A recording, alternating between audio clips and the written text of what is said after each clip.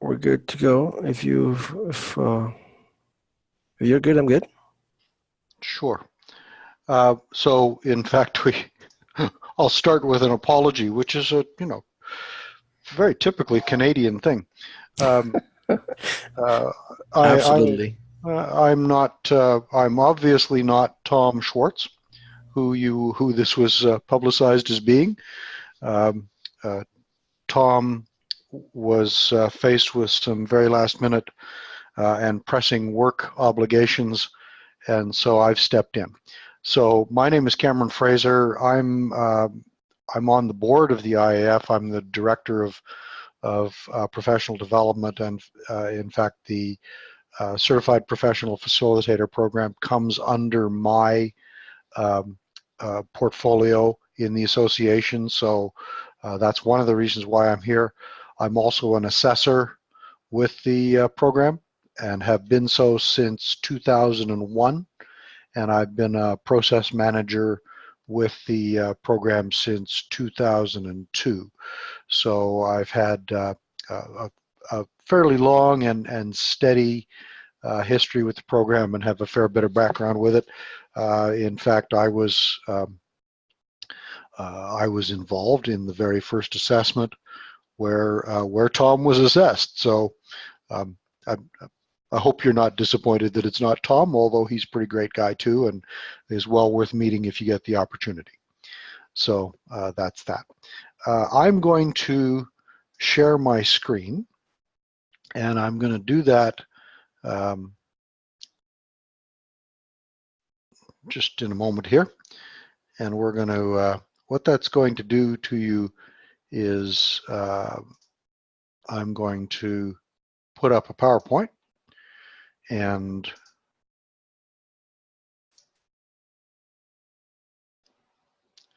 the catch is that will block out your video screen, probably, unless you are one of those folks who's organized and has a two screens. And the challenge there, of course, is it blocks the chat for you. And Hector will probably track that for me. And if you do want to put anything up, just go back to that other window and or let me know, and we'll get you back to the original screen. And just a moment here.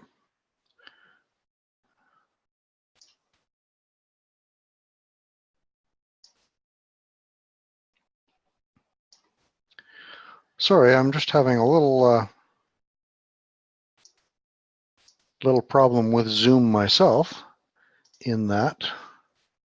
There we go. Just a moment.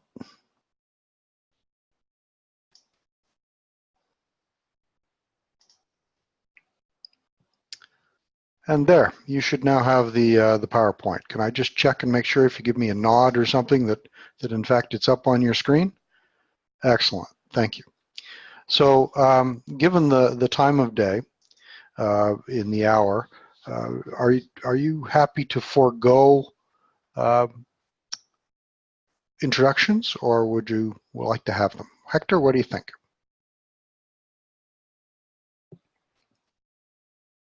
Well, I think yeah, we could go directly into the content for Okay. time being. Fair enough. All right. Okay. So, and you know who I am at any rate. So we'll just ignore the first bullet on this slide that says brief introductions. We do have the piece about the tech. Of course, you have video, audio, and chat that Hector has talked about a little bit, and the chat is probably the best way to get a message to us for the period of the webinar. We do have the presentation. We're happy to have questions. Our suggestion is that you jot them down. Just because of the tech, it's a little more challenging to deal with questions as we go. So if you jot them down, and we'll have time at the end. And you can also put them in the chat box addressed to everyone, and we are happy to address those as we get there. So the IAF, who are we? Well, you're all members of the IAF, and so you have a sense of who you are. Members come from the corporate sector, in-house staff, from public sector facilitators, from independent consultants and facilitators, the not-for-profit sector, the community sector, the education sector, and a bunch more. We really do have a wide range of backgrounds. So I'm based in Canada. I'm based in the national capital. As a result, you can't live in this city and not work with the federal government, but I try and keep my client base about 50-50 private sector and government, and do some work in the not-for-profit sector as well. So I think I'm fairly typical. And we are, of course, from everywhere in the world, as is demonstrated by this webinar today. So I'm in Canada, and Hector's in Latin America today, and of course we've got people in Europe and in Asia. And if Tom had been here, we would have had Oceania representative, and I think we did have somebody register for this who was based in Africa. So we really have covered all the bases of the 7 regions, 40 chapters in those regions, members in 65 countries with representation on the board. We really are a truly global organization. And we hope that you've seen this on the website. The vision is that we see professional facilitation used throughout the world to address challenges faced by people in their groups, organizations, and communities.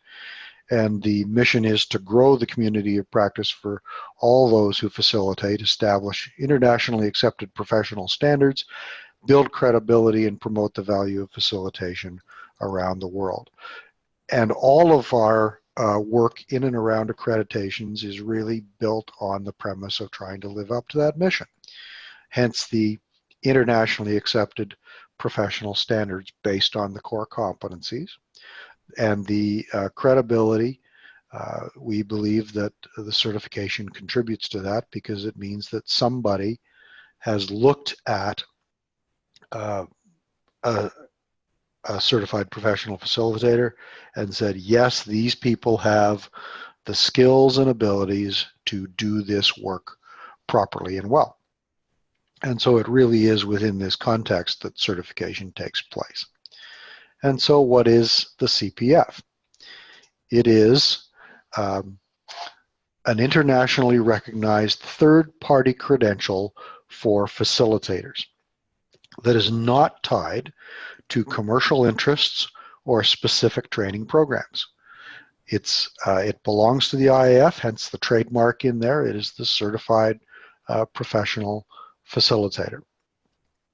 It is an assurance that CPFs meet internationally recognized standards and commits to the Statement of Values and Code of Ethics.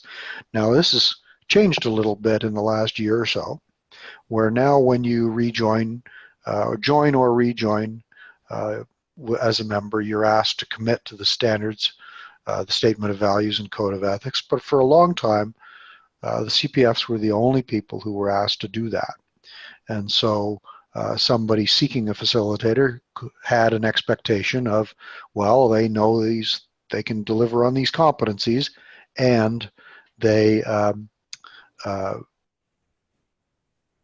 I have a recourse, I have an expectation of a certain standard of behavior because of the Statement of Values and Code of Ethics. That's still true.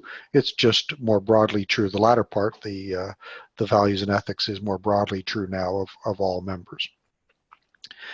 This is based, by the way, on a clearly stated assessment philosophy, which you will find on the website, and it is the foundation of how we facilitate or how we assess, and I'll talk a little bit more about that later. There are some fundamental criteria that you must have in place in order to earn the CPF, and that is, we require you to document 7 facilitated sessions in the last year. Now,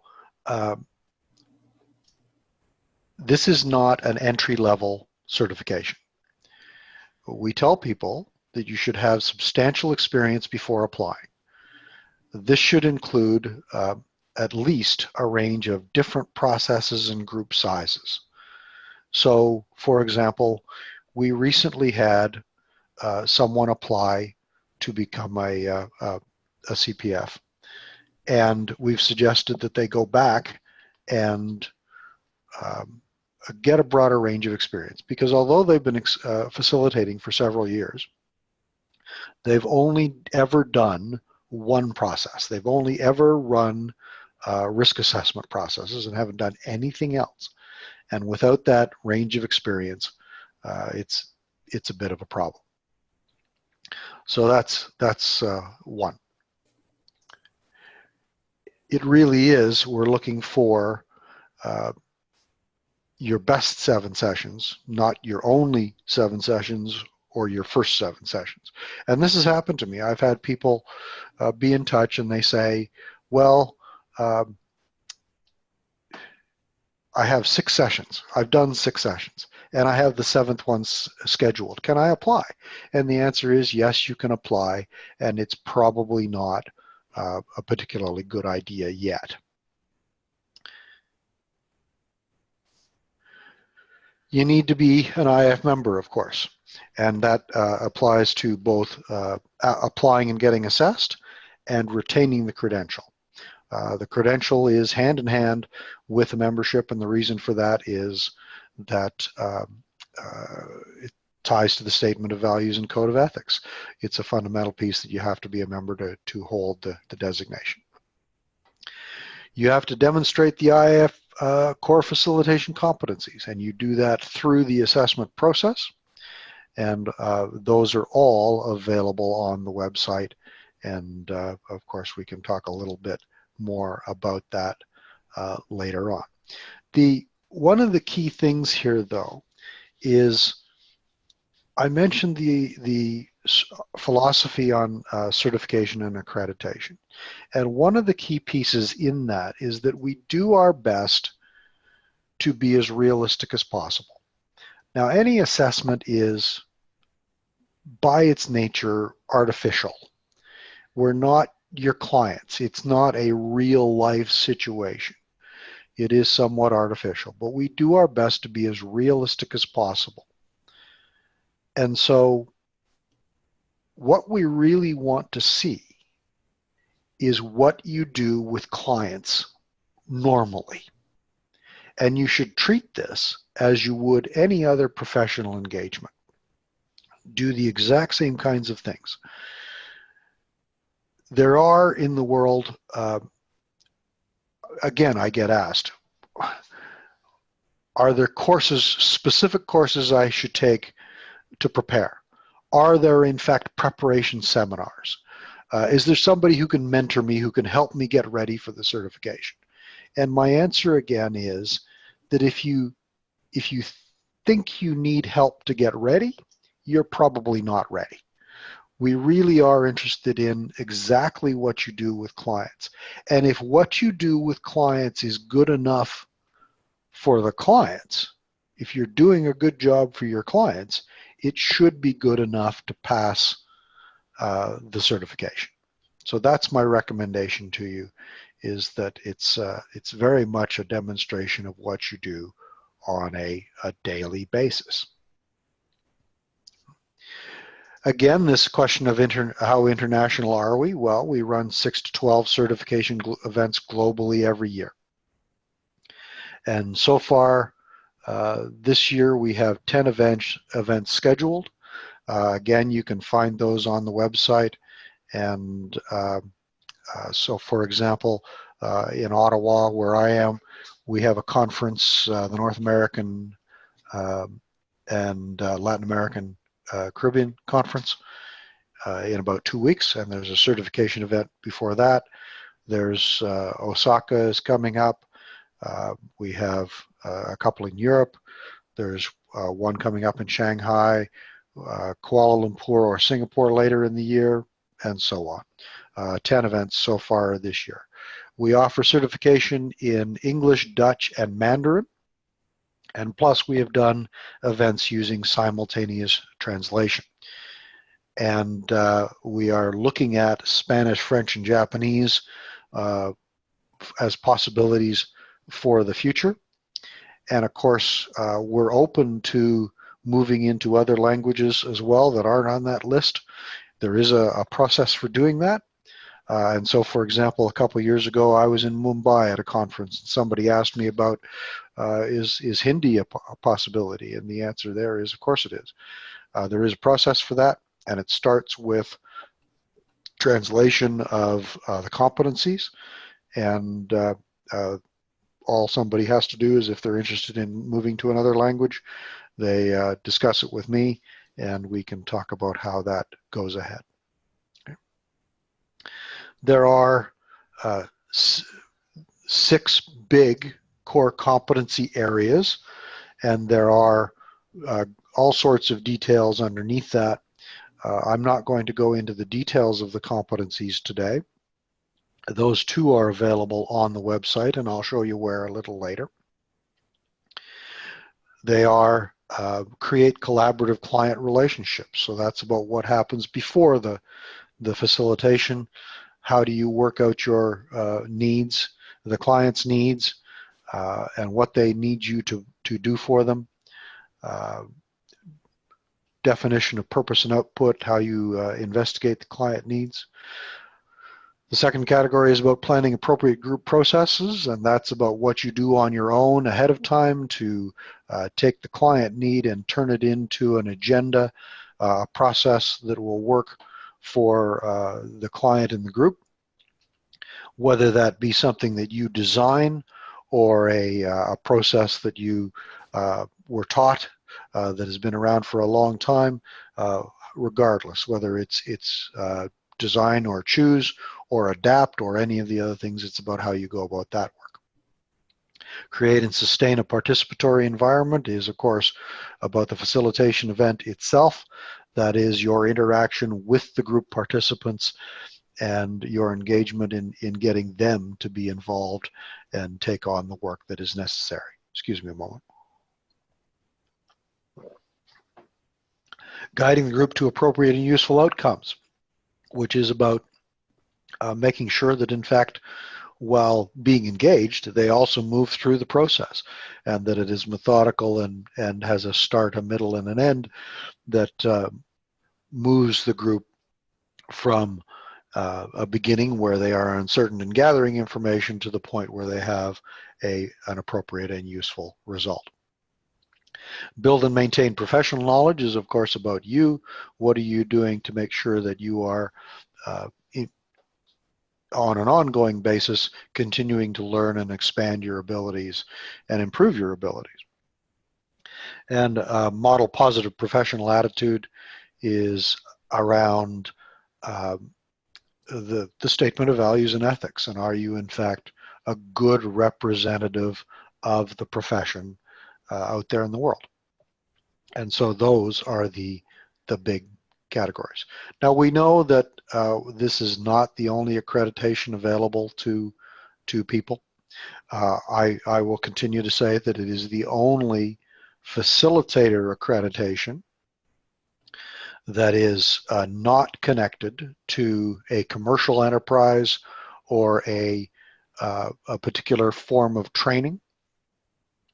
And so I believe, I'm clearly biased, but I believe it's the best one. And so there's lots of reasons to choose it.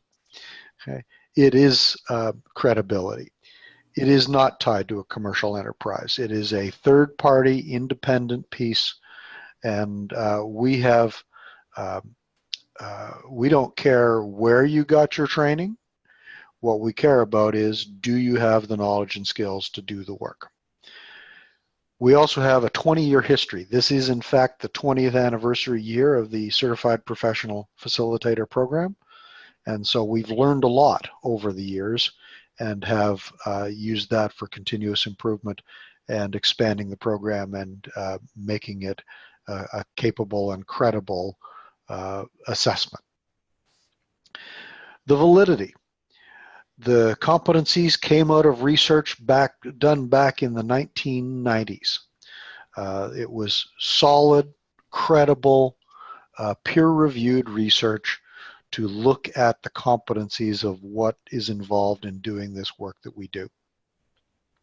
And that's been updated on a regular but not frequent basis. We don't do it frequently because we don't think the competencies change drastically. We've done some things about how they're expressed to make them clear and make sure that we're working across cultures, but they are have a sound foundational. The other thing we think is very important to the validity is that it has been and remains a face-to-face assessment. There are other assessments out there that use video. We've experimented with video, and we've decided against it. And we think fundamentally that the face-to-face piece is critical because it allows us to not only see how you work and have a direct contact with you, but we get to see how you work with a group and to see how they respond. You'll understand a little bit more about the multiple perspectives in a bit, but I can recall an assessment where two of the assessors who were directly involved in the group had a very different opinion. There are two assessors who sit outside the group while the event is taking place, and two who are involved in the group. And the two who are outside said, gee, that wasn't very energetic. It was quiet, and nobody was saying very much, and there wasn't much energy there. And the two people who were in the group said, this was one of the most profound experiences I've ever had working with a facilitator, and that was excellent, and here's why. And so that, if they had not physically been in the group, they wouldn't have experienced that. And so we believe that's an important element in terms of the validity of the assessment. The reliability, well, that's the piece around the 4 assessors. At any given event, we have 4 assessors, 2 who work directly with you and 2 who work with the other candidates. So there are 6 candidates. One team of 2 assessors works with 3, the other team of 2 assessors works with the other 3, but all 4 are involved in observing the workshop. And so we get perspectives from all 4 people. And that gives us a range. And by the way, they all have input into the decision, and they test each other. So we're not dependent on because we know everyone has biases, we're not dependent on a single person. We've got a judgment that is based on consensus and a variety of perspectives. And there is a 5th person in the room, and that is the process manager. The process manager is there for basically 2 pieces of work. One of which is to make sure that the day stays on schedule because it is a very busy day, the assessment day. But the other is from the beginning to the end, not just the day itself, but from the time your application is received by the assessors until the time that they are finished writing the reports, which can be a period of a couple of months. Their job is to make sure that our assessors follow the process exactly as it was meant to be. So they don't get to vary the process. They work within the process that we use, which increases the reliability. The flexibility piece, that's around the not being tied to a particular approach or a particular piece of training or particular techniques. We are interested in competency. At the end of the day, we are not concerned about how you learned your skills. We care about your ability, your knowledge and skills and ability to apply it. And so we have certified people who have PhDs with a huge educational background in how people work together. But we've also certified people who were completely self-taught and learned everything from whatever they could find online or in books. It's really about the skill at the end of the day. There is the accessibility. We run events around the globe, as mentioned, in multiple languages, including in the use with the use of simultaneous translation. it's widely recognized. So as mentioned, we have members in 65 countries. We have CPFs in almost as many countries. It has been recognized by some United Nations departments and some governments. So for example, here in Ottawa, the main purchasing agency of the Canadian federal government has recognized the CPF as a credential that is listed, and in fact at times I get information about contracts that are only open to CPFs because they're trying to reduce the list. There's a lot of facilitators in Ottawa, and so they feel a need to try and get to a little shorter list ahead of time. So that recognition has been very useful. And there is the return on investment. Now, when people ask me about the CPF, I typically tell them that there are really only two reasons to do it. One of which is that you can use it to generate more business. The other one is the valuable feedback. So it's an opportunity to get feedback from other people doing the same kind of work you are from an international perspective. And I've stressed the international quite a lot today, but I want to stress it again. Just to give you a sense, at the conference in Ottawa in a couple of weeks, the assessment event, the 4 assessors involved, one's from England, one's from the UK, one is from Canada, and the fourth, I'm sorry I've forgotten, it will either be, the fourth person is either coming from Singapore or Shanghai, I cannot remember which, so Singapore or China. So 4 different countries, 4 different perspectives, and invaluable feedback. I spent a lot of time working on my own, and so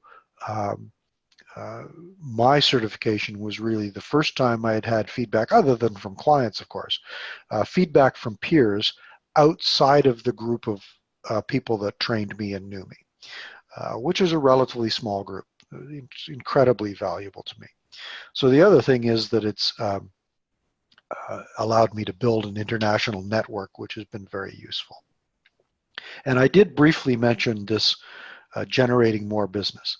So I think my experience is not typical, but I know a lot of facilitators who have used this to generate more business because they get to say to clients and potential clients, look, I have this credential, not everyone does, this makes me worthwhile hiring. I did the math a couple of years ago, and at that point, the amount of money that I had spent on my certification and maintaining it through recertification had paid for itself more than 50 times over in business that I would not have received if I did not have the credential. Now, I think that size of return on investment is unusual, but it's not unusual to get a return on investment. I do need to be clear that, of course, part of that is because I've made an effort to make sure that clients and potential clients know that I have the credential and that it's a reason for them to buy from me. And by the way, you can find all sorts of detail on each one of these areas on the website under the category what is a CPF, and I'll show you where to find that just a little later on. Okay. It is a rigorous peer review process of knowledge, experience, and skills. You do work with 2 assessors, one of whom acts as your client in preparing for the workshop that you will deliver for us. We have the additional perspectives from 2 other assessors, and we get input into the decision from all 4. So, and not only do we have 4 different assessor perspectives, but we have 4 different sources of evidence. So there is the documents you submit ahead of time. There is the work you do with your client assessor as a facilitator in advance to prepare for your workshop. There are interviews on the day, and there is the workshop you do on the day as well. So we have written, spoken, and demonstrated facilitation skills. We really do say at the end of the day, can you write, do you know it, can you write about it, can you talk about it, can you do it? Those are our 4 sources of evidence. The cost as of January of this year is $2,400 US. It is increasing by $50 a year for the next 4 years, and that's to account for inflation. The program is run on a cost recovery basis. It is not intended to make a profit for the association. This really does cover the costs of the travel and all of the things that go into making sure the assessment runs smoothly and properly. There is financial support available, not for the full cost, but if you are in a location or a market, or for other reasons you can't afford the full cost, it is possible to apply for and receive some financial support for part of the cost. That is, that we do a limited number of those a year. It's perhaps 10 or 12 a year, so you do need to really qualify. It is really meant for parts of the world where the market simply won't support the costs. You know, for example, there are facilitators in Africa who are working for a fifth what a facilitator in North America might be able to charge. So that's where that is. We do want this to be a global program and don't want to cut anybody out because of costs, if at all possible. Okay. How it works is, well, there you have it. So stage 1 is a documentary submission. You submit, there are 3 pieces of documentation, 2 of which are forms that we do. The first one is just a candidate information sheet, contact details essentially. You submit your resume, and a third document that is qualifications and experience, and that's where you document the 7 events that you've done in the last 3 years, and you give us an essay about one of those events detailing how you demonstrated the core competencies within your work. That's what we're interested in. The assessors, the 2 assessors who are assigned to you, then look at that, and at that point they either say, yes, we'd be happy to invite you, or no, we don't have enough information. And sometimes that's as simple as, could you please clarify these couple of things? We just didn't have quite enough to say we're confident that you should come to an event. Or it might be that, no, you're not quite ready yet. You should go away and get a little more experience. If that's the case, you do get some written feedback. And if you pass, then you are invited to a workshop. The bar for us is very simple. We have limited information at that point. It is entirely documents. And so what we do is we're basing that decision on, based on what we know, do we believe that this person has a reasonable chance of success? We know there's a cost, we know there's travel and time involved, we want to be confident that you have a reasonable chance of success. If you are invited to stage 2, then what happens is, in that it says candidate invited to stage 2 and receives instructions and logistics, but also what happens in that stage is that you engage in a client facilitator relationship, a simulation of that with your client assessor. And so we provide you with a list and you get to choose the topic you'll work on, but effectively what happens is you call the assessor, or they call you, you arrange it in advance, And effectively, they play the role of your client and say, hi, I understand you're a facilitator. Here's a situation that I am facing in my organization that I need help with. And you would interview them exactly as you would a client and work out what their needs are, and then go away and design your process and hand that back to them as a client for approval, with agreement around what your outputs would be. Now, of course, it has to be scaled for the fact that we have a limited amount of time, but it's a client engagement on a smaller scale. Okay. On the assessment day itself, what happens is there's an interview, there's an opening session, an interview with you and your two assessors.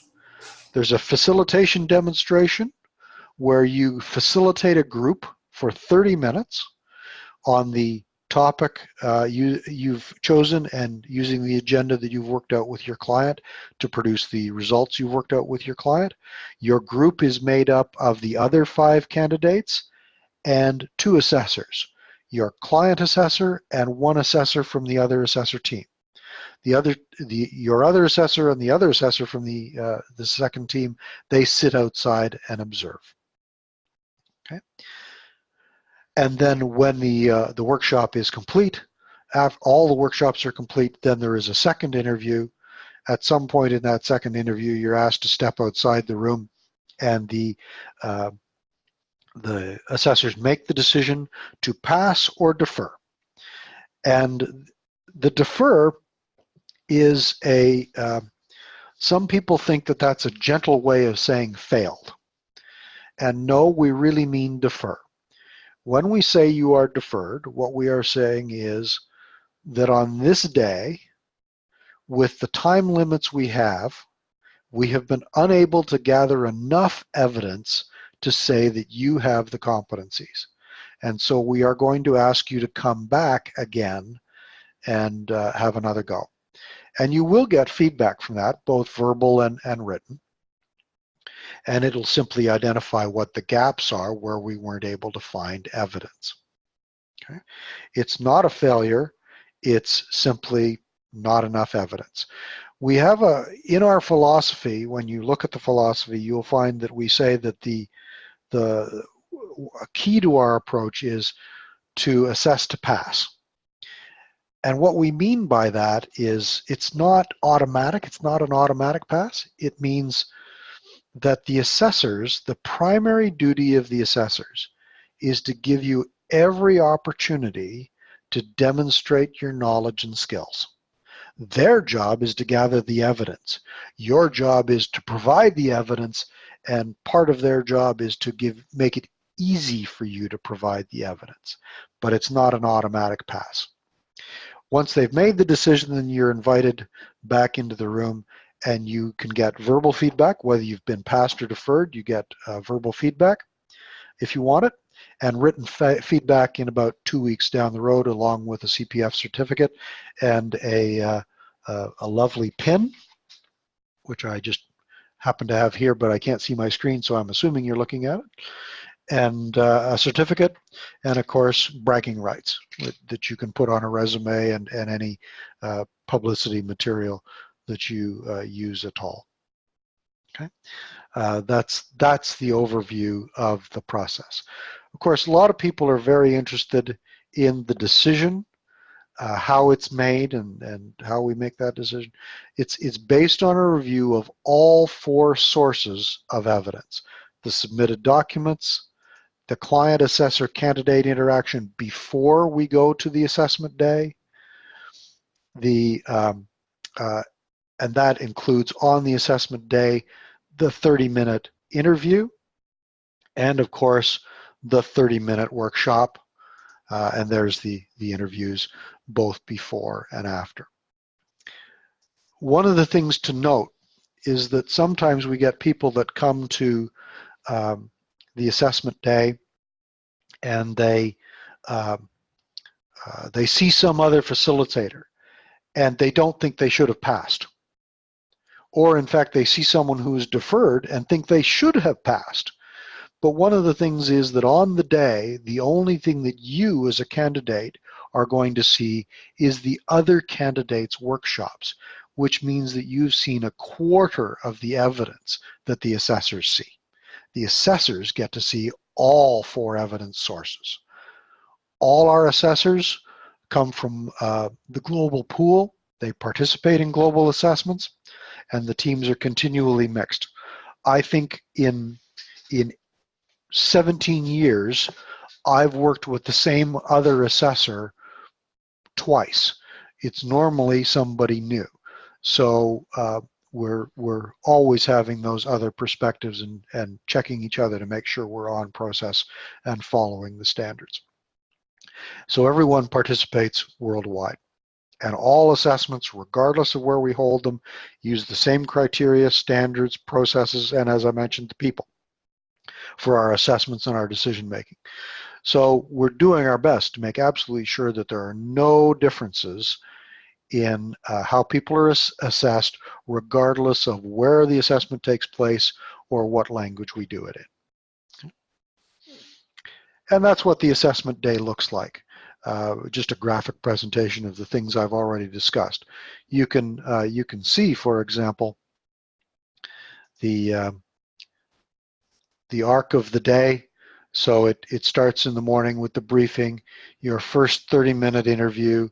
Workshops begin before lunch and continue after lunch. Then you, assessors have a meeting to consider the evidence they've gathered so far, you provide feedback on your event and your experience of the day, the whole process to that point, and then we have second interviews towards the end of the day, and your decision is there. The workshop piece, of course, is one of the pieces that people are very interested in, and so down here you have what the workshop looks like. The workshop itself is 30 minutes, and at the beginning you have 2 minutes to set context for your participants. So you get to say, here's what we're working on today. We're going to work on, you are a group of parents at a school. You've raised funds through a charity event, and today the committee is getting together to decide on their priorities of how they're going to spend the funds for bettering the conditions at the school. And you 3 people here are parents, and this person is the principal, and these 2 people are teachers. Any questions about what we're going to do today? And then away you go. Okay, just an example, but the idea is to give them a little bit of background about what the situation is, and then you carry on with your workshop. The U setup is not required. You can set the room up however you want. This is just done as an example. When you are facilitating, these C's here, that's other candidates. So as you can see, there are 5 other candidates in your group and 2 assessors who sit in your group, one of whom is your client assessor. And then this red line, this dotted red line, represents participation. So sitting outside the group and not participating in your facilitated session are 2 assessors who are there to observe you and take notes, and of course the process manager, who is there not to look at you, but to keep an eye on the assessors and make sure they are following the process. So that's what the day looks like. And here's what it really looks like. So you can see this picture in the bottom left. Here's our facilitator working with their group of 6 people, 2 of whom are assessors. And if we back up a little bit, now clearly it's not the same person facilitating. Oh, yes, it is. Excuse me. But here you have your group, and here's our 2 assessors sitting outside the group, observing what is going on. And they're looking at both the facilitator and the reaction to it. And of course, what you'll see here is this is what the assessors outside the group are typically doing. One is keeping very close eye on what's going on, and the other one is furiously writing, and typically it bounces back and forth. but you'll see also that's Ari Van Bennekom on the left. He was one of my assessors. In fact, one of the founders of the program. And if you have done any work in agile software development, he's someone who's important to you because he's one of the original signatories of the Agile Manifesto. Lots of experience there, and you'll see, hard to see, but he has a paper in front of him with a lot of notes on it and a pen in hand ready to write as he is collecting evidence as we go. And of course, people are always nervous, but we try and have a little fun. Here was a classic where one facilitator turned one of his candidates into a flip chart, and we worked from there. That's the day. A little bit more about the credential overall. So in fact, it is ongoing. Once you earn the credential, you do have to maintain it. So there is recertification. The CPF is currently valid for 3 years. There is a recertification requirement. It is document-based. That is, we assume that since you passed your certification in the first place, you are not going to suddenly lose your skills. So what we're interested in when it comes to recertification is, are you still working? Are you still working in the field? Have you been active? Have you been doing ongoing professional development? Have you been going to conferences? Have you been taking courses? Have you been attending webinars? Whatever you're doing to maintain your knowledge and skills and expand your knowledge and skills. And of course, have you also maintained your membership? Now, the process is is being revised now. Details are going to be announced very shortly, but what I can tell you is there are advanced credentials coming this year. Recertification will contribute towards them. Recertification will be coming, instead of 3 years, it'll be every 4 years, and we are going to be accepting a wider range of activities as counting towards ongoing professional development. So in fact, the system is becoming more flexible as we go. Worldwide, if you do your certification, while the association has about 1,800 members worldwide, approximately 650 of whom are current CPFs, and we add 60 to 100 per year. We also lose some every year because there are retirements and people changing jobs and things like that, so it does happen, but it is a growing group. The governance, the accountabilities within the association, it is administered very carefully. So at the highest level, well, this is me.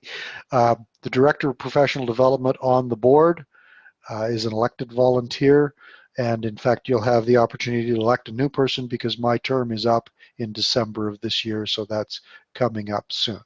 Program management is done by a Director of Certification Operation. That's Lindsay Sumner, who's UK-based. She's also an assessor and process manager and handles the operational side, overseeing the assessors and scheduling the teams and those sorts of things.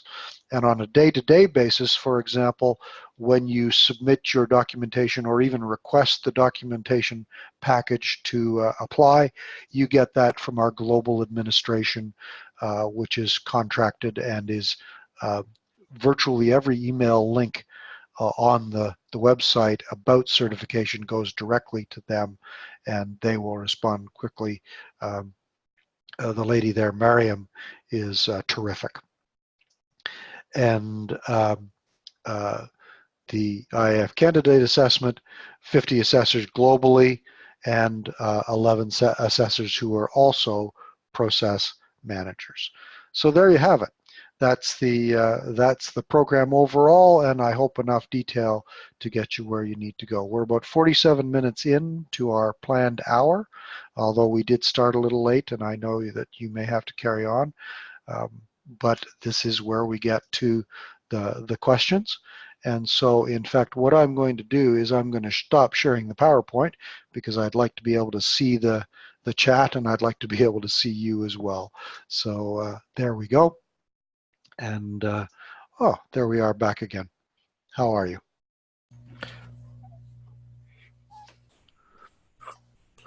Do we have any questions that you would like to ask Cameron? I mean, let's take advantage that Cameron has a lot of experience and can give you pointers on almost everything you need to become a CPF in the short term, I would say.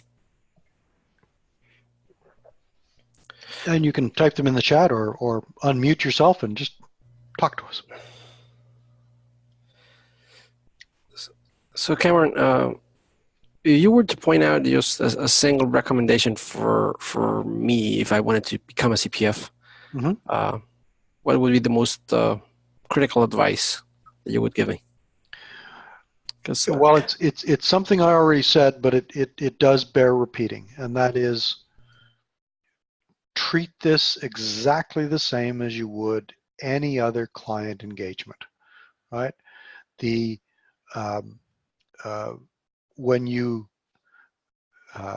write your documentation, so the essay, what we want to see is tell us how you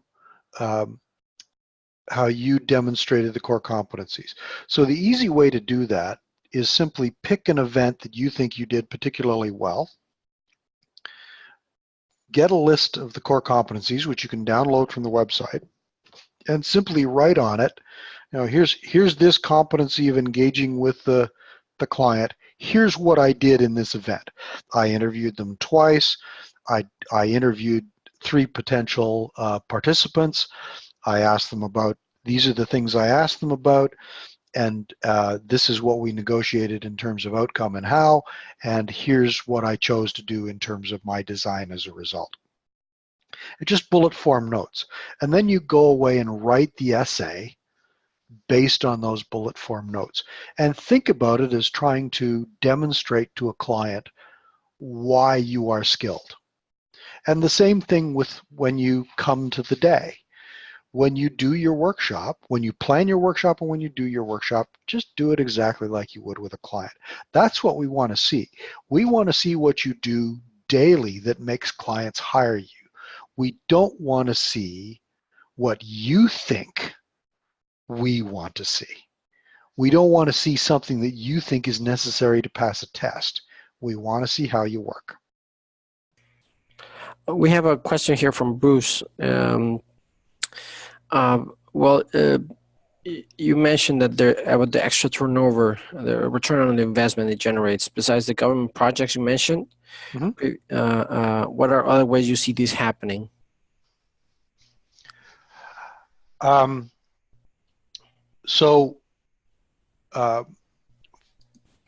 of the other ways it's happened is that fairly regularly, of course, clients aren't aware of the certification and they're shopping around. So I'm sure you've had this happen where you have a meeting with a client, and towards the end they'll say something like, well, thank you very much for your time. You know, we are speaking to a couple of others, and we will get back to you. And I'll mention it. I'll simply say, that's great. Did you know about the International Association of Facilitators and that they have a professional accreditation? Well, no, I didn't. Okay. Here's where you go to find out about that. You should know that I hold the accreditation. Amongst other things, it means that I've been documented at least 3 years of experience, and I've undergone a rigorous peer review. When you're shopping for a facilitator, you know, there's no credential, there's no requirement in the world to do anything other than decide to be a facilitator, to become a facilitator. And so when you're out there shopping, there isn't a lot of quality control. You may wish to ask what training and qualifications and credentials people have. And that's worked for me a couple times. Okay. It's always good to toot our own horn, definitely. You bet. We have a hand raised, but I also see a question in the chat about, is it possible to email me with a few questions after this webinar? And the answer is, of course. You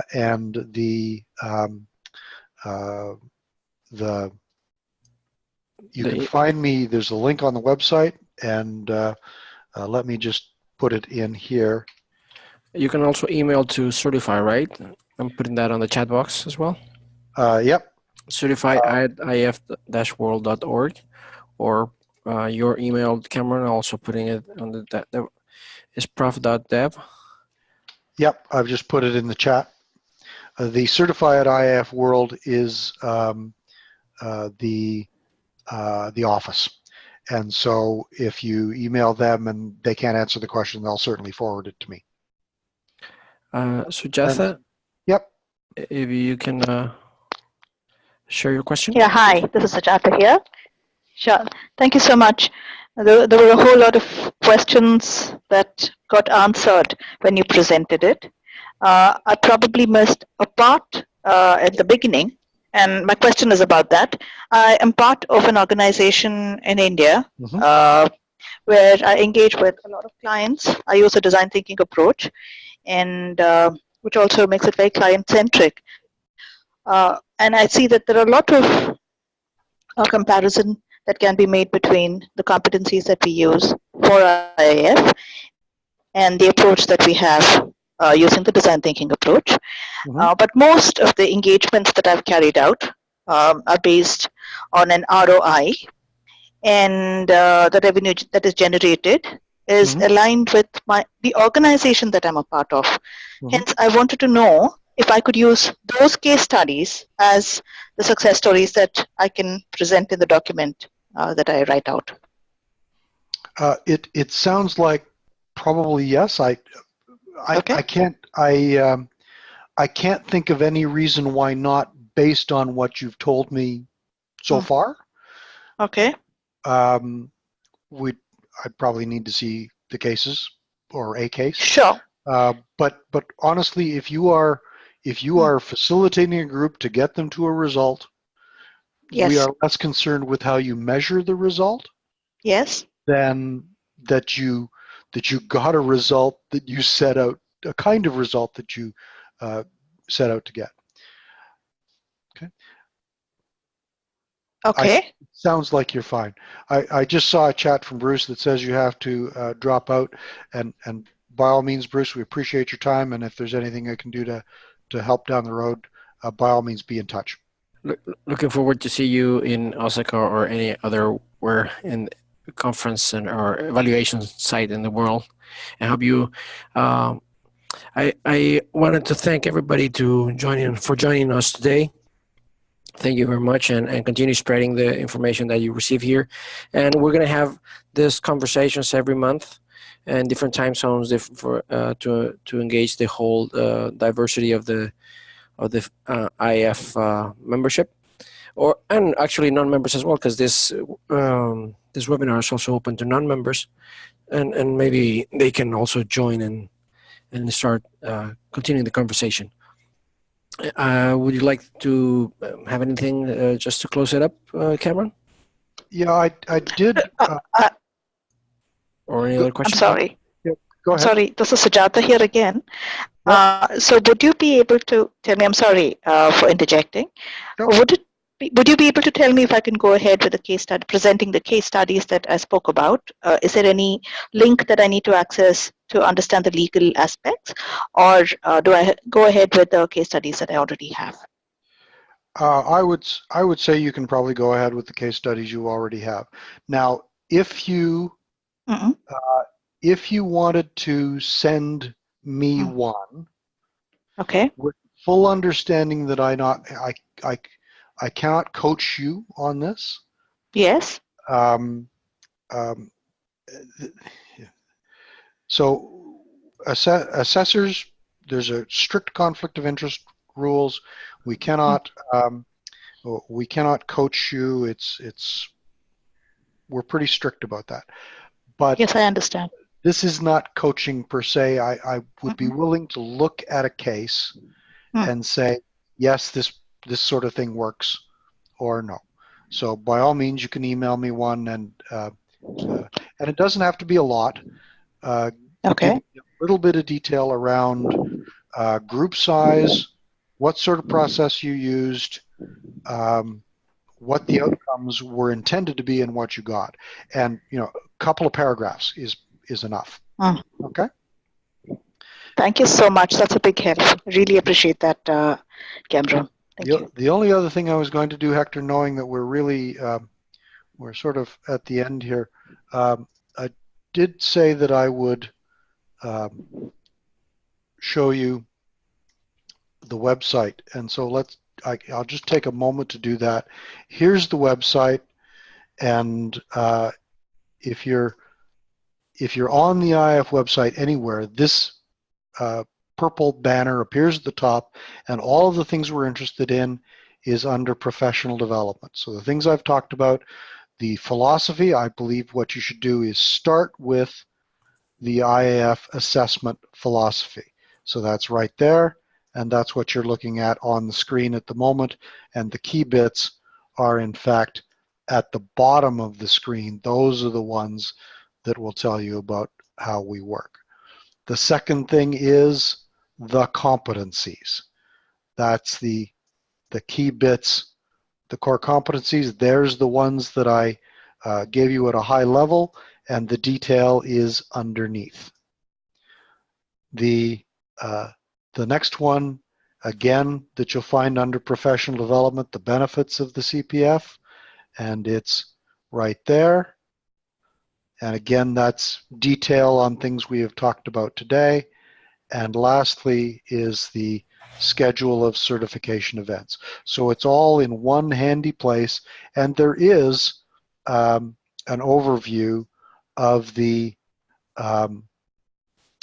excuse me, the schedule is under news and events, but there is an overview of the process under the professional development piece. So you have that there as well. Okay, easy to find and easy to ask questions down the road. Okay, so there we go. Anything else today that we can help with? I think we have no more questions for today, so I wanted to thank you, Cameron, for stepping in today to the webinar. I appreciate it very, very much. And I thank you all for coming in and joining the conversation about how to become a CPF of the International Association of Facilitators. We'll hope you can join us to the other events that we have scheduled for this year, and or maybe in one of the conferences in Osaka, maybe in Asia. So we'll hope you join us and continue participating in the profession. Thank you very much, and have a great rest of the day. Okay. Thank you all.